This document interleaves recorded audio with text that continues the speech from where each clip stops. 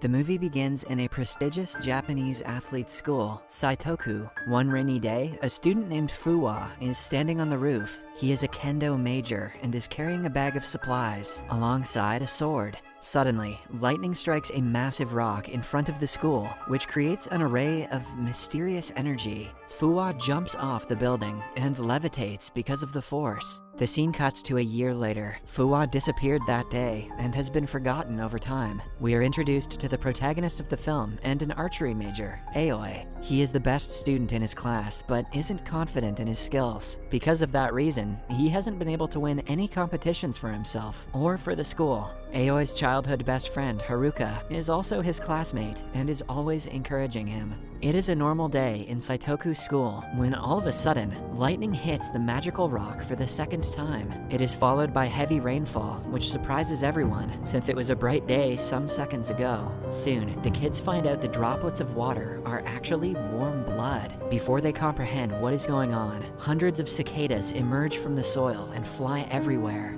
Then, the buildings around the school disappear and are replaced by a vast forest. As the football players watch the forest bewildered, a group of samurai in traditional clothing appear out of the mist. They instantly start slaughtering the kids one after another. Boy, this movie took no time to get going. Chaos ensues as the samurai spread around the school and violently kill everyone in their way.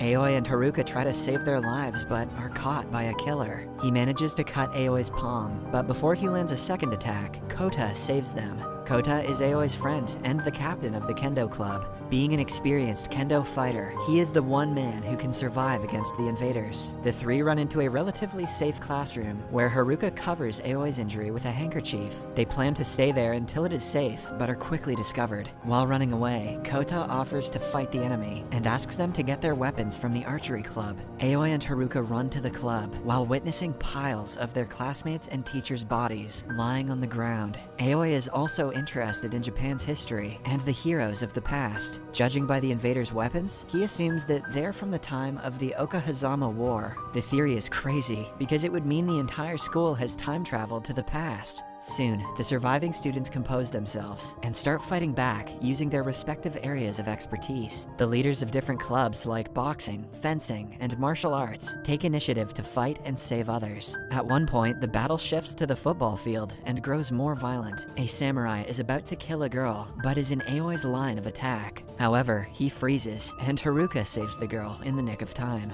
She slaps Aoi in his face, ordering him to get his act together. Being nervous in a simple archery competition is acceptable, but he must learn to protect a friend in need at any cost. Suddenly, they are interrupted by the arrival of a masked warlord named Yanada. He orders the kids to surrender the castle, referring to the school. Kota asks everyone to keep their ground, but there are too many enemies and too few of them. Suddenly, the science club throws little smoke bombs from the rooftop and scares the ancient soldiers. Nerds to the rescue. Yanada is about to retaliate when an informer tells him that the army led by Lord Matsudaira is approaching the castle. Yamada and Matsudaira have a year-long rivalry, and Yamada knows going against Matsudaira's army will be the end of his troops. Hence, he calls his people to retreat, but not without abducting as many survivors as they can. The students try to defend themselves and their friends, but can only protect some. More than a dozen students are taken hostage, while the others can do nothing but cry. After everything calms down, a student checks the school's surroundings using a drone and sees that the entire city has vanished. The only building left is their school. A while later, Lord Matsudaira arrives, as expected. Unlike Yamada's troops, his people are not violent, but they push the students into the basketball court for safety. The students start to panic, unaware of where they are and where their friends have been taken. To reduce their anxiety, Aoi speaks up, since he has the most knowledge about ancient Japan.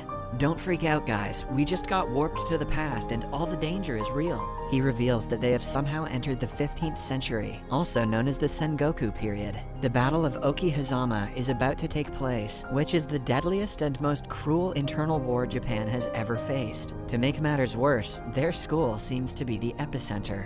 Thanks, Aoi. The battle will be between the Oda clan and the Imagawa clan. The man who attacked them earlier, Yadama, was an ally of the Oda clan, which would eventually win the battle, despite being outnumbered. Moreover, the man who is currently holding them hostage, Matsudaira, was an ally of the Imagawa clan, which is said to lose the war. Even after losing the war, Matsudaira will become one of the 3 great unifiers of Japan, who shapes the country into what it is today. If the students stay in the school, they will get in the middle of the battle and probably die. They panic and start revolting, but Kota stops everyone. He reminds them that any decision taken hastily might put their lives at risk, even before the battle. The smart step would be to allow Aoi to form a plan, since he knows exactly how the battle is going to play out. The pressure of everyone's hopes is too much for Aoi, but he remembers what Haruka told him earlier and calms down. He and Kota present themselves to Matsudaira as the leaders of their group. Since they do not belong to either of the battling clans, Matsudaira thinks they are lying and commands his soldiers to kill them.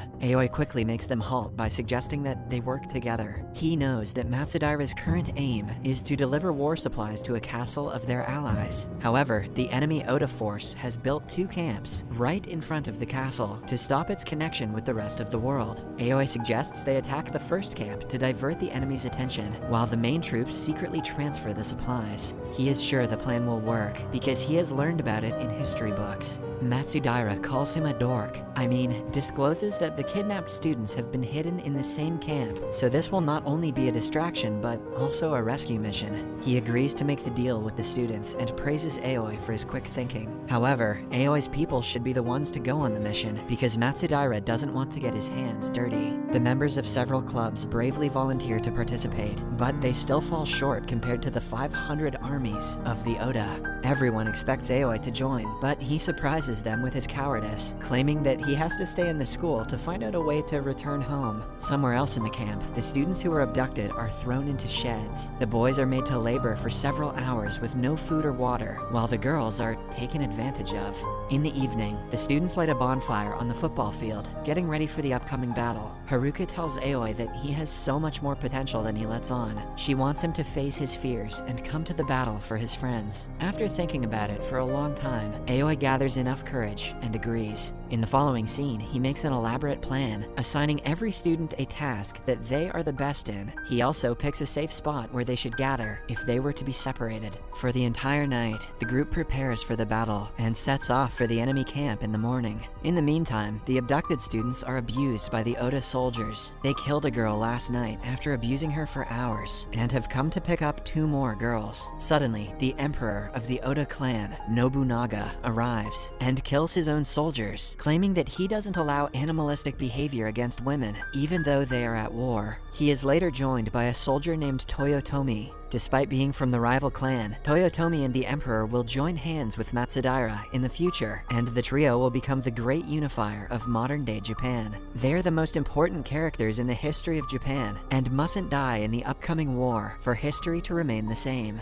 Meanwhile, in school, the students figure out that time travel was possible because the lightning that hit the sacred rock changed its magnetic field. If they are able to hit it again with the same magnitude, there is a chance they will return to the future. Yeah, that checks out. After finding out that the next rainfall will occur at midday tomorrow, they begin making lightning rods. A guy from the sports club sets off to look for the rescue team and inform them to return before midday. However, their plan is ruined when the rescue team is attacked by the Oda troops, led by the last great unifier, Toyotomi. A fight ensues, and Haruka is captured by the rivals. Aoi tries to kill them, but is scared that the arrow will hit Haruka instead. Kota also notices her struggling and runs to her rescue, only to be stabbed from behind and killed. While the enemies take Haruka away, Aoi shoots for the first time. It stabs a man, but they manage to escape nonetheless. Aoi is devastated to his core and blames himself for his friend's death and Haruka's abduction. The rescue team helplessly runs back to Matsudaira's camp and takes shelter. Matsudaira later finds Aoi crying beside Kota's grave. He promises to make Japan peaceful and starts teaching Aoi the art of kendo. Aoi used to be in the kendo club with Kota long ago. He revisits the things he was taught and practices for the rest of the night. In the meantime, Haruka is thrown into the shed with her other friends. The warlord Yanada, who made the first attack, arrives and is happy to see the prisoners still alive. He takes off his mask for the first time and reveals that he is Fuwa, the student who jumped into the rock at the beginning of the film. He is a psychopath who knew about the sacred stone and its powers. He deliberately used it to enter the 15th century and change the course of the entire Japanese history with his knowledge of the past. He mocks his former schoolmates for being naive and wants to be known as a leader in the future. His principles are cruel and are sure to make Japan a worse place if he makes changes at such a pivotal time in history.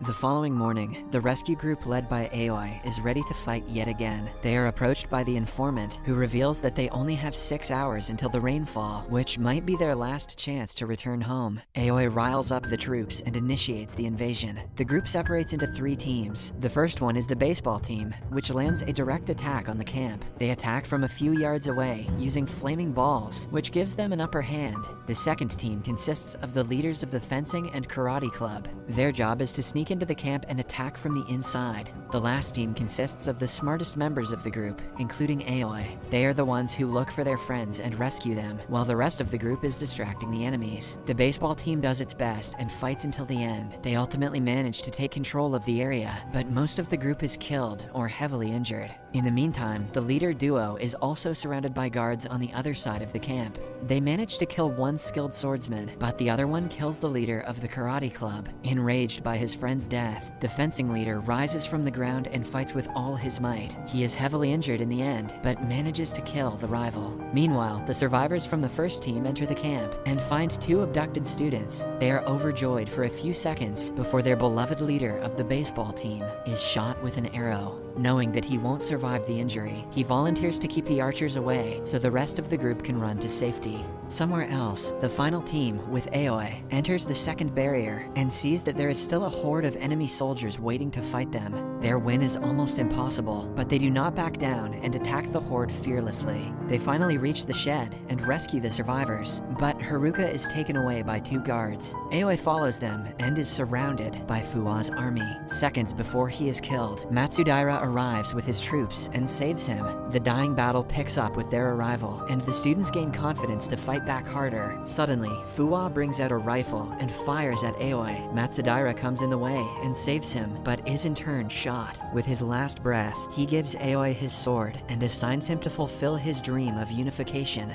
His death means that Fuwa was able to change Japanese history forever. Since there are only 3 hours left to return home, Aoi asks Haruka to take all the survivors back to school. He plans to stay until he kills Fuwa and avenges Matsudaira's death. In the next scene, Aoi and Fuwa face each other, while the third unifying leader, Toyotomi, protects Fuwa. The man claims that he doesn't care about the future of Japan, and kills Toyotomi to make another major change in the future just because he can. In a final showdown, Aoi goes against Fuwa, but cannot keep up with his skills. Haruka returns to save him when he is about to be killed, but Fuwa injures her leg, asking her to stay away. Suddenly, Aoi gets a vision of everyone that has died in the war. With renewed motivation, he attacks Fuwa and takes his life. We see that Toyotomi is not yet dead, which means there is still a chance of history repeating itself. Aoi then brings Haruka back to school just before the lightning hits. However, he decides to stay in the past to replace Matsudaira and ensure Japan has a bright future.